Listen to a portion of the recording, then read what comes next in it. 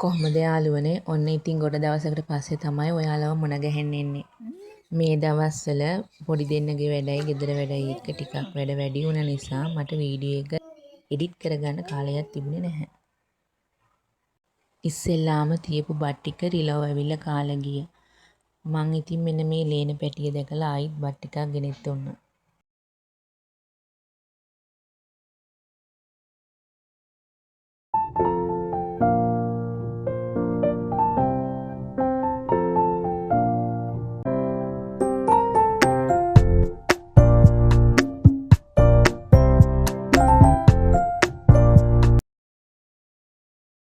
මේ බලන්නකෝ මම අදමයි දැක්කේ මෙන්න මේ වගේ රතු පාට බත් කූරෙක්.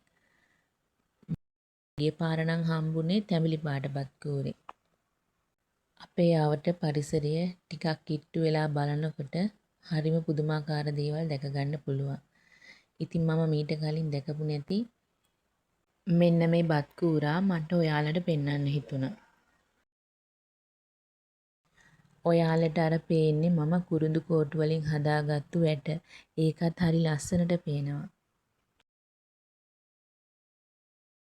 මේ වගේ දෙයක් කරන්න ඉතින් අපිට ලොකු වියදමක් යන්නේ නැහැ.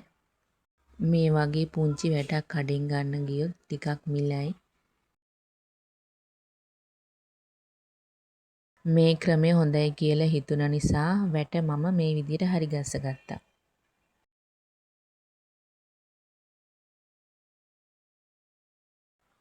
මගේ පුංචි මිදුල මේ විදිහට තිබුණේ ටික වෙලාවයි. හොරු පැන්න වගේ කවුද ආවේ කියලා බලන්නකෝ.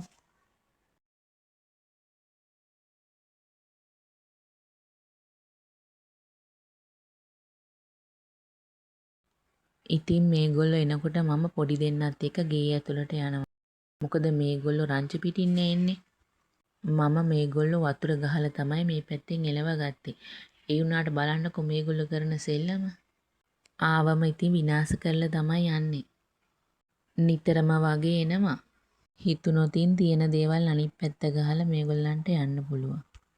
ඉඳලා හිටලා ඒ වගේ විනාශකාරී වැඩත් මේගොල්ලෝ කරනවා.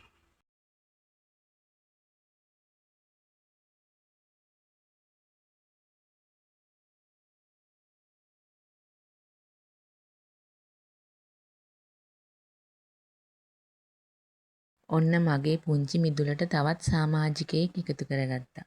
මෙයාට නම් හැබැයි පණ නැහැ. ලීයෙන් හදපු මේ ඉබ්බව මම පාට කරගත්තා.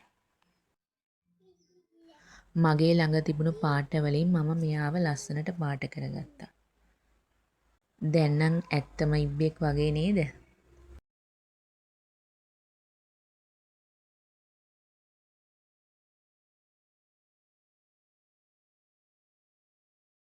මෙන්න මේකත් වතුරේ හැදෙන පැලයක්. ඒකෙත් ඔන්න මල් හැදිලා. මේක නම් ගෙනාවේ අපේ අම්මලයි ගෙදරින්. ඔන්න අපේ මොනර මහත්තයා වෙනද වගේම අද හවසත් අපේ ගෙදරට ආවා. අපේ ගෙදර ළඟම රුක් අත්තන ලොකු ගහක් තියෙනවා.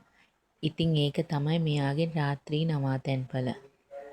මෙයාගේ ගමන් මාර්ගය තමයි අපේ වහල.